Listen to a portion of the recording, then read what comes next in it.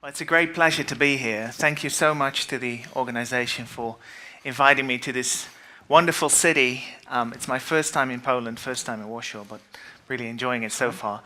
And I'm pleased to be here for a number of reasons. One of them being the energy of the UX Poland event, and also I think the excellent lineup, excluding talking about myself, but the excellent lineup for the program of these 2 days. So a little bit about myself. I'm trained as a psychologist and have also got a background in artificial intelligence. I'm currently working as a professor at the Eindhoven University of Technology in the Netherlands. And I'm working on a range of topics, but all of them have to do with the interface between people and technology. The topic I would like to address today is the topic of mediated social touch. It's touching each other at a distance. Now, I can sort of make out the audience here, so what I would like to ask is how many people have a mobile phone with them? That's pretty much 100%. So how many people have ever used something like mediated touch or remote touch using a mobile apparatus? There's still a couple there. That's really good. The point I want to make is that we're underutilizing the power of touch. I think the skin is an underexploited territory for communication. And I will start my talk by talking about the importance of social touch. And I will go into some of the design examples that have been around for a while, and also some recent ones. And being a psychologist, I will also present you with a number of experiments. Now, I'm not great at timekeeping, so the one in the light blue there is the one that I have as an optional experiment, in the sense that I can skip it and still, be able to have a valid conclusion based on the other experiments. So I'm told somebody's going to keep time for me. I'm not sure. You are? Okay. I'll be looking at you before I start experiment number 4 to see how I'm doing on time. So touch. This is actually the biggest screen I've ever been in front of, and this is the biggest picture I've ever seen of my son. That's Midas, my son. It's fair to say that touch is fundamental to people's well-being, especially in early development. We know of animal studies, but also of children who have been neglected, that touch is critically important for social development, but also for physical health. And touch is, of course, well known as an expression of intimacy and positive affect between people. It can also lead to team building. I'm not sure if you recognize these guys. They're from Eindhoven, PSV. Now, it's known from different studies in different sports that teams that touch each other more are actually more successful teams. Now, there might be we don't know the direction of the causality there. If you're more successful, you might start touching each other more, but at least there's a correlation. This team needs to start touching each other some more, I guess, in order to win the national championship after losing against Ajax last weekend. But anyway, also, I think it's fair to say that touch really helps in reducing stress and anxiety. Now, there are several studies that have shown this, and I will give you just one example. So here's a study by Ditson et al., which was published in Psychoneuroendocrinology, and it basically has the following design. 60 people were asked to come to a lab and to prepare themselves to give a presentation in front of an audience. This was what they heard when entering the lab, and they had to think. They had 10 minutes to think about what they were going to present about, and then they were put in front of an audience that was, looking quite critically at them, and also they were asked to solve some difficult math problems in front of that audience. Now, for some people, this is a stressful experience. And it's known as a stress-inducing task. It's the Trier social stress test. Now, these people were all women, and they were divided in 3 conditions. so 20 each, more or less. One condition was the condition where they were asked to prepare, and I'll see if I can get a pointer here. Yeah, so these are the 10 minutes where they're told, oh, you have to give a presentation. And here you can see this is the 10 minutes where they were allowed to present. Now, on the y-axis here, you see something called mean salivary cortisol, which is a stress hormone. So it indicates how stressed they feel. You can see for all the graphs, stress is going up, right? That makes complete sense. This is the actual presentation moment. But there are 3 conditions, as I said. So the no interaction one is where they sit in a room, prepare themselves, and they were allowed to bring their husband. Actually, they were required to bring their husband, and the husband wasn't allowed to interact with them. So no interaction, this graph here. The second condition was the social support condition. So another group of women were put into the same situation. However, in this case, their husbands were invited to support their wives, and by providing them relativizing remarks or whatever, it won't be, it'll be all right, and those kinds of things. And that actually did not help, as you can see. And I think many women in the audience will understand why. So really that doesn't add anything to getting less stressed. But then the third condition was an interesting one. In this condition, the husbands of the wives were sent to a massage training a week before the experiment. And then at the experimental moment, in these 10 minutes, they were asked to give their wives a neck rub. This helped. So you can see the physical contact one really decreases the stress hormone in the body of the females. So this is just one example of how touch can reduce stress and can also reduce anxiety, and that I think is a really interesting phenomenon of touch. Now, a final element of touch I want to discuss is the effects of touch on persuasion. Touch can be, if you're touched by somebody, just casually, of course, within the boundaries that are socially and culturally accepted, people tend to like you more. They tend to be, to want to do things for you more. They tend to be more persuaded by your arguments. It's a very subtle effect. It's known as the Midas touch effect, and I'll be using that later on to show some of the efficacy of mediated touch. Bill Clinton, by the way, was known as somebody who was a very effective user of nonverbal communication skills and touch in interpersonal relationships. So a little bit about the brain and touch. We know that touch is represented in the somatosensory cortex, and if you plot more or less the relative importance of representations of the body parts onto the brain area, you can see that there's some differences in sensitivities of different areas of the body. For instance, we know that lips are really sensitive, the tongue is sensitive, the face in general is sensitive, and the hands are really sensitive. Also, feet are pretty sensitive, actually. So that's good to know. It also gives us information about, where touch could have the most effect. Now, that's not the only part in the brain where touch is being represented. That's more or less what we call the discriminative touch, but there's also a specific area associated with social touch, or the social interpretation of touch. And this is an area known as the insula, which is deeper in the brain. It's over here.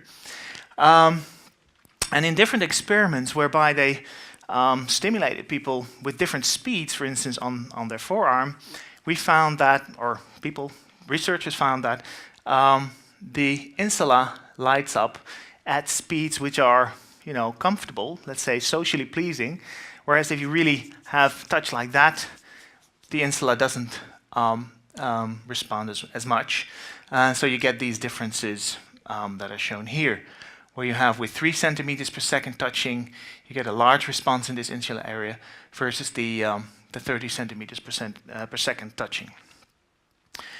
Interestingly enough, in this experiment actually, to standardize the speed by which they were touching their participants, they actually used an automated system with brushes.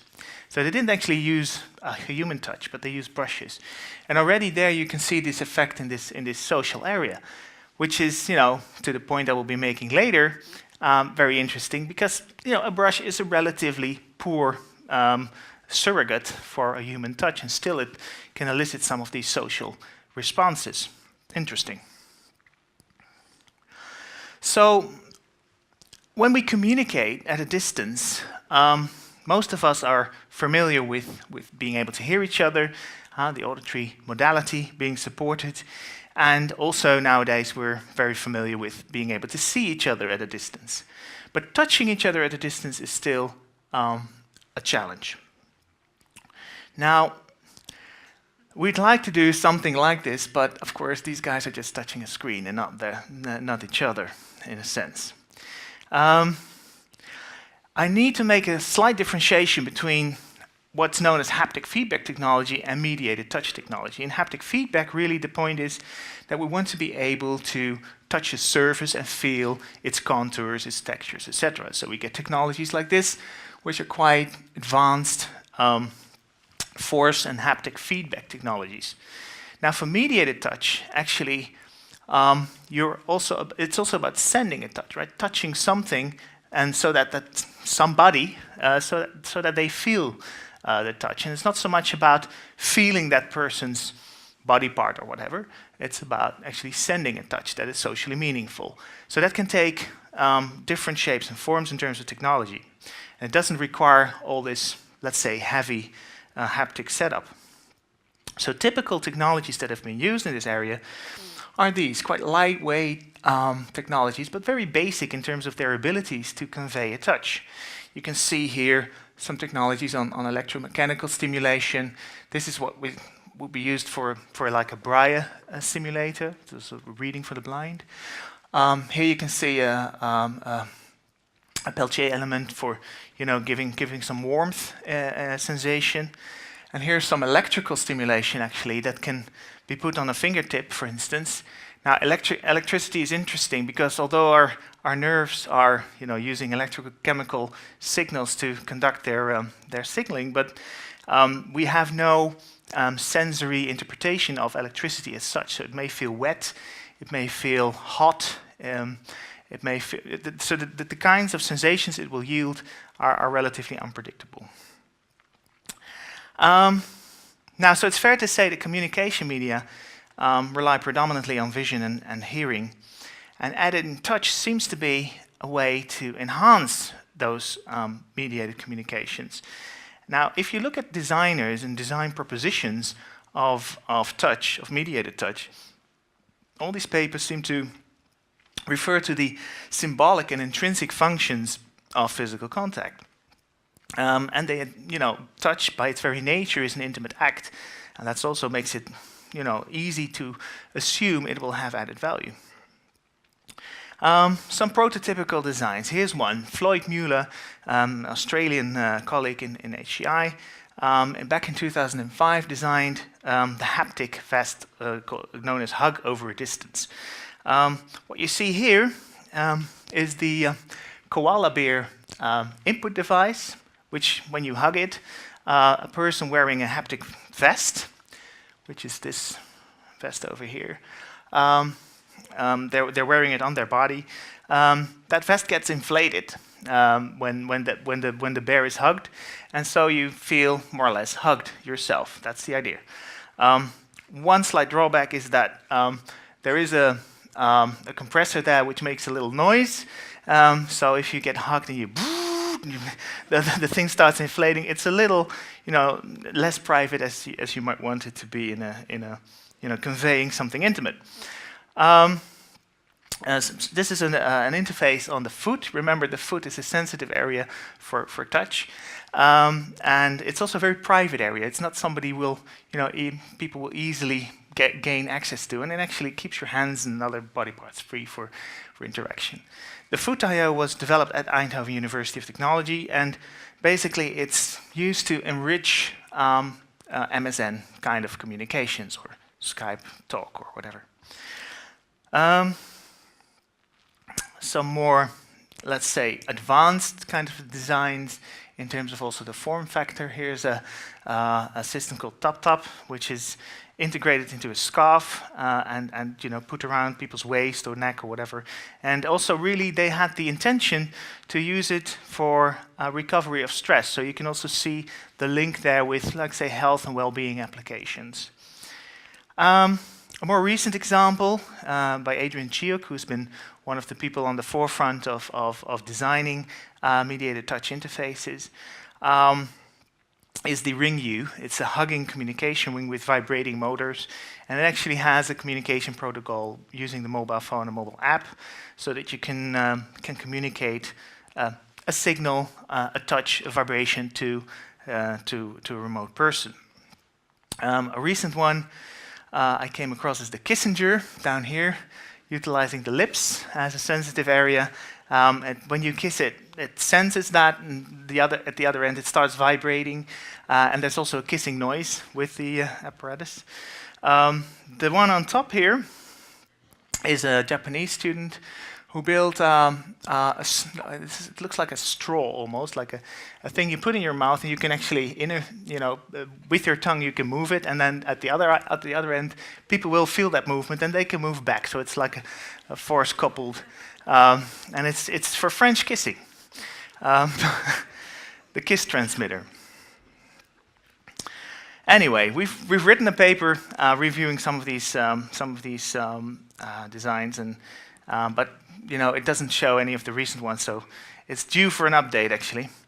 Now, some of these designs give you a sense of where this field is, in terms of its technology is heading, but there's little evaluation work being done. So there's little empirical evidence that it actually adds to the intimacy. We don't know whether people are creeped out by it, whether, what kind of conditions it is most meaningful, whether there's appropriate ways or inappropriate ways of using these technologies. So we asked ourselves, being psychologists, does it work and why does it work? How does it work? Is mediated touch perceived in similar ways as real touch? Now, for real touch, we know it has certain effects on people. Can we replicate those effects using mediated touch paradigm? So we tried to see if we can utilize the same social system that's operational in unmediated touch, in mediated touch situations. And for this, we designed our own mediated touch communication device called a tactile vest. And here's one of my students, Christian de Noot. And he was a master's student whose mother-in-law was actually a seamstress, and that was really handy because she actually created the vest that we're looking at here from a wetsuit. It's a really flexible one, and actually has different. Sorry, I'm moving around. Has different electromechanical vibrating units, so we can put them basically anywhere on the body.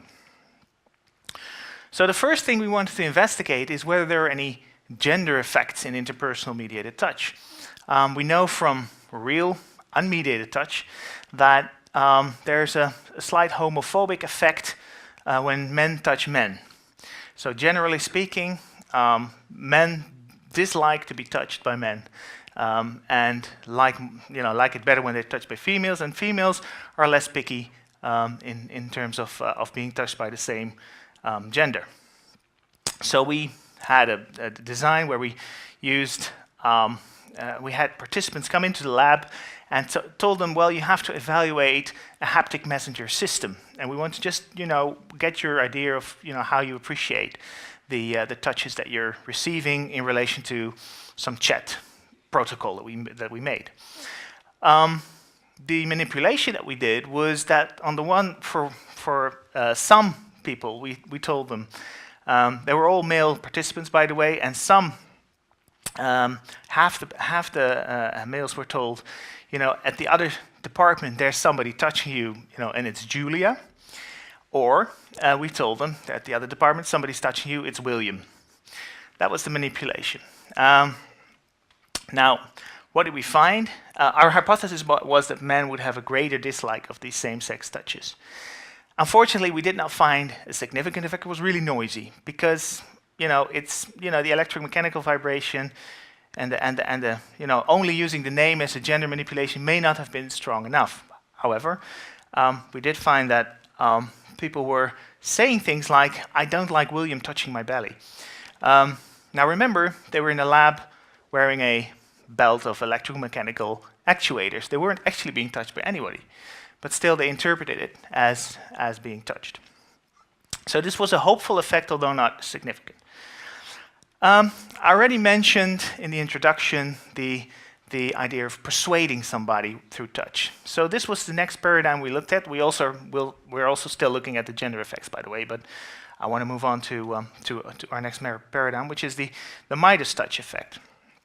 Now we know that the brief, socially acceptable touch, a casual touch on the arm or shoulder, can increase compliance to a request, or can increase pro-social behavior, helping behavior, if you like. And this works in various settings. It's been shown in unmediated settings in various ways. For instance, if you want to get on a bus, you didn't bring any money.